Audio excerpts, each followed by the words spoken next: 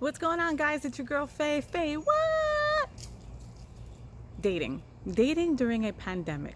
I thought for sure there'd be no way that people would date during this time. Like, how do you meet up? How do you conversate? How do you get to know each other? But I guess you get to know each other first on the phone or through text or WhatsApp or whatever, or FaceTime. So I guess it's really not so outlandish as I initially thought it was. And I am coming across a lot of friends that are actually meeting people online and talking through this pandemic and spending time together since they're quarantined at home and getting to know people. But then there's one of my friends who just really, really needs my help, our help. And it got me thinking that I had to do a video about it. So she is just a beautiful individual. I love her to pieces. I consider her one of my close friends. And she meets somebody online and they're passing hours. They're spending a lot of quality time on FaceTime, getting to know each other. And she's telling me all these great things about him. He's a great son, and this is what he does for a living, and this is how he does this, and this is what he does that, and he makes me feel beautiful, and he tells me all these great things, and I'm like, wow. And then she's like, yeah, but there's a downfall. And I'm like, oh no. And my first instinct is, oh no, he's one of us. Maybe he's in recovery, maybe he's not treated. All these, awful things that an alcoholic will go first to. Well, in a weird way, I kind of wish that was the case. She's selling it to me like, yeah, well, there's a downfall. There might be something that's a deal breaker. And I'm still kind of like at the edge of my seat, like, what could it possibly be? Like, he lives with his mom. He loves his mom too much. He wears white socks with sandals. So many things that he could be. He doesn't wear gloves. I don't know. He doesn't wash his hands after he gets out of the bathroom. So many things that could be the reason for him being, not the one for her. And again, I wish it could be any of those things. It's worse, way worse. He's a Trump supporter. Is that a deal breaker? I mean, I thank God every day that I'm married and happily married and that I don't have to be out there in that scene anymore. For all you guys out there, man, my thoughts and prayers are with you daily because women are crazy, men are crazy. Dating both has been quite an experience for me. And yeah, psycho is psycho. And so to be out there looking again, there are wonderful people out there that are single, that are waiting to find their perfect match. But would you stay with someone? Would you entertain the relationship when they were a Trump supporter and against mostly everything that you are for? She's straight, but she is a huge ally to the gay community. She's a huge ally to abused children. She's a huge ally to Latinos. She's a huge ally to immigrants. So it's basically all the things that she's for, Trump and that administration are against.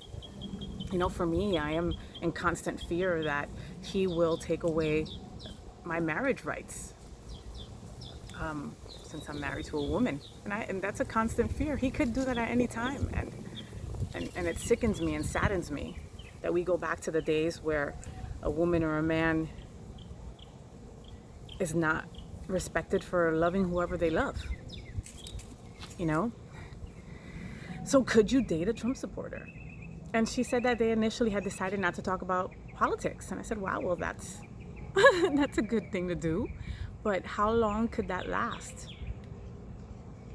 I don't know about normies, but people in recovery, we're always in the future. We're rarely in the present. We strive daily to try to be in the present.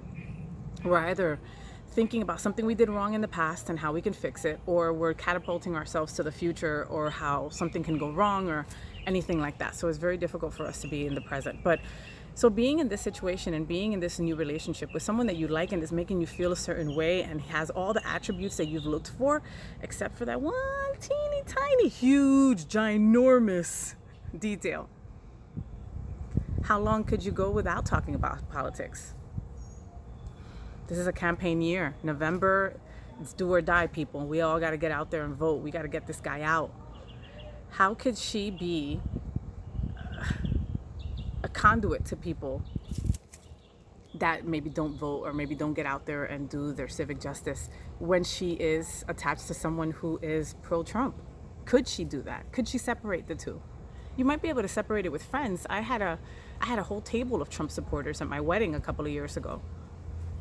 Trump supporters give good gifts. And you know what? With my friends, we can separate that.